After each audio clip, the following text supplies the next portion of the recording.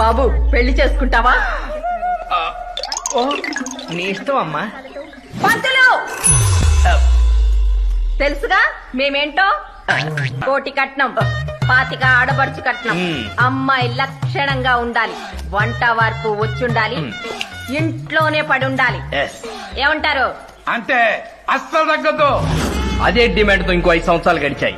Same పంతులు, same అమ్మ, నాన్న position కూడా సేమ్ టు సేమ్. పంతులు అమ్మా 50 లక్షల కట్నం, అమ్మాయి లక్షణంగా ఉండాలి, వంట వరకు వచ్చుండాలి.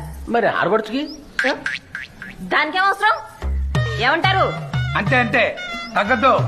అలా ఇంకో 4-5 సంవత్సరాలు గడిచాయి. Same Pantulu, same mother, same to same father. కానీ ఎనర్జీ లెవెల్స్ బాగా డ్రాప్ అయ్యాయి.